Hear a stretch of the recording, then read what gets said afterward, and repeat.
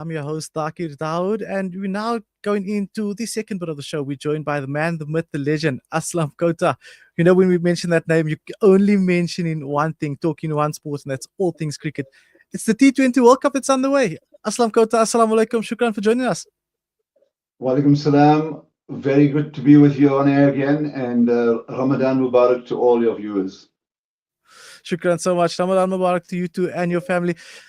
Aslam, it's always a pleasure chatting to you.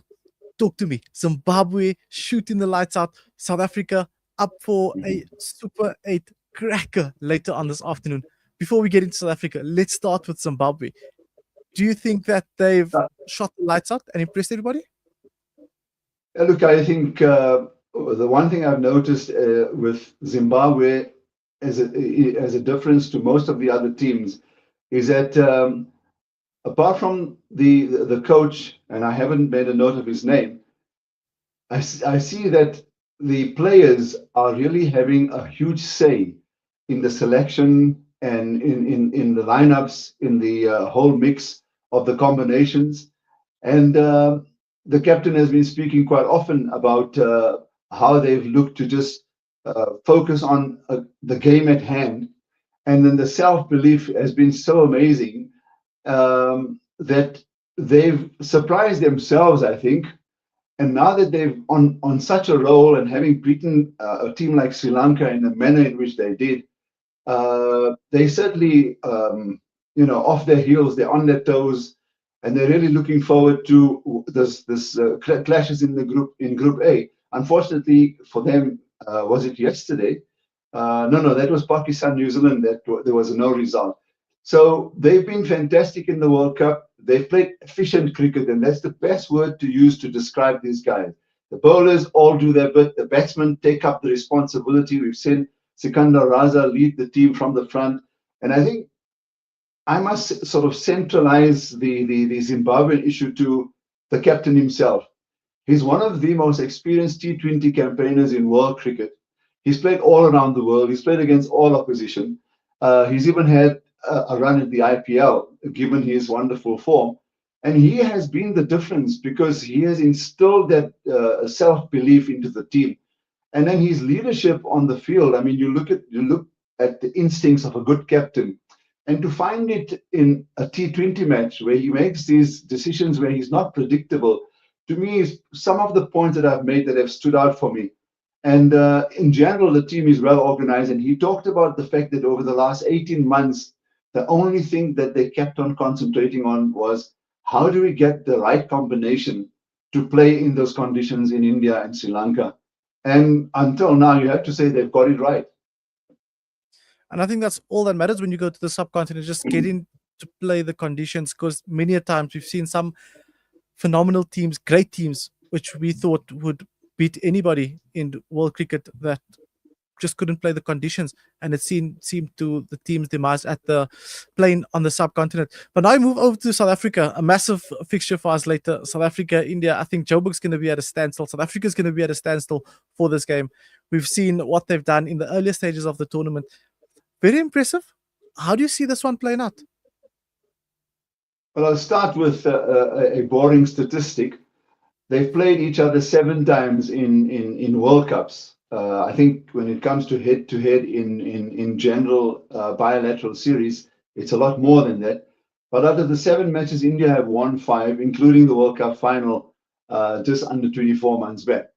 So they do have this mental hold on the South Africans. And that's the one area that the South Africans are perhaps just looking to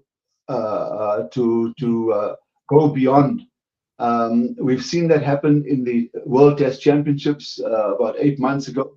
And hopefully the leadership, which is very much involved in this competition as well, that was there at Lord's in June last year, are instilling the same type of an attitude that if we get it right on the day, we can beat any team. And really, the South Africans have actually looked that way. They are reading, as soon as the group stages were done and they got into the Super 8s, Group 1 and 2, a lot of the pundits who are actually there are saying that, they rate South Africa's chances very high. But I must say the 8 teams are very well organized, and you make an important point as well, is that how to sort of back up what you're saying, how do you take on the conditions, and who also peaks at the right time? And really, whether it's a soccer, rugby, or a cricket World Cup, what we've seen as South Africans is that when teams peak at the right time, it all just clicks and works. So hopefully, it's like that for the South Africans. And like I always say, um, my hope and prayer is that they haven't played their best games and they've not left the better ones for the important ones to come, you know. So 3 matches in the Super Eights, and then if you finish in the first two teams from each of the Group 1 and 2 get into those semi-finals. So there's so much to play for. They probably see that, you know, the horizon is there, the sun's about to rise, Mm. and can they actually be there to enjoy the sunshine at the cup final itself. So for South Africa, it's all about just trying to get the mental aspect over India out of their system and just play the I used the word a little earlier. If they play good, efficient cricket, if the batters all perform and the bowlers play to their strengths, I don't see why they can't perform. One area, whilst they've been very good in the field, there've been 1 or 2 lapses, and they tried to remedy that. The one other thing is very important, Sakir, is that South Africa played the UAE in their last match, so it wasn't that much of an intense a game of intensity. The only thing they Mm. looked to do there was to make sure that they won 4 out of 4. But they've had a bit of a break as well. So if there were any niggles and any doubts in any of the players, which sometimes they don't share with hopefully they fit and ready to go. If I had to put your head on a block now, um, what would your prediction be for this game later this afternoon? Well, I'd like to think that just looking at statistics again, and again listening to the guys who are at the ground, some of the guys who we prefer to listen to because they bring a lot more to the commentaries, is that India have not had it very easy against spin bowlers. And we're not necessarily talking about world beaters. They've just struggled through the group stages, and they've come a cropper against spin. And I know Mm. that comes as a surprise to any cricket lover, especially given that it's happening on the subcontinent. But of the 35 wickets that have fallen, 25 have fallen to seam, and just the balance of them, the other 10, have fallen to spin. And India have been the ones that have actually sort of been on the negative side of that. So if South Africa pick their team well, and if Maharaj can come into his own with a bit of assistance from Markram, I see them actually doing well. The other thing is, I'd like to see the all-rounder Corbin Bosch in the team as well, just to make sure that South Africa bat deep. Because the one thing about these type of matches, which you have to say, you know, you're almost like in a knockout state of mind, is that you don't want to be batting second and then have that pressure. So whichever way the toss Mm. goes, they've got to be mentally ready to take on the Indians because they're a polished team. They're at home. South Africa have had one slight advantage, and I'm just going to say slight or slender advantage. They've played 3 of their matches at Ahmedabad. India have played 1. Yeah. So, you know, I don't know how much to read into that. The other point to bring home is that a lot of the chaps have now played IPL for a number of seasons, and the experience with the like of Markram and de Kock, and also, we have to mention David Miller. These guys bring a lot of experience into the whole setup. So if they got their preparations right and if they got their tactics right, I think we're in for a very close game. I hate to put my head on the block, and I think I've said this before, Thakir, on many occasions, on many other media as well. I may have said it to you, but I always am hesitant to make that call, and I'll tell you why. Because let's just say I said that India, South Africa are going to win via Kenta, and they lose by a huge margin. People listening now will say that fellow knows nothing about cricket, and vice versa. I just think that it's going to be a good close game. India know that South Africa are really up to it, as they've always been when it comes to World Cups. Uh, how will they sort of approach this to try and make things better? There's one other point that I need to raise is that India, because they're so well such a well-polished team, and they've got a fantastic depth of strength. They've got a few form players in that middle and lower middle order. Their problem is at the top of the order. And if South Africa can make early inroads, uh, that will be vital. I mean, it's the old rhetoric when it comes to talking about cricket. So I see it's going to be a well-matched combination. And Mm, when you talk about maybe making calls, I'd like to think that the West Indies are always in with a shout because they have a fantastic record in T20 cricket.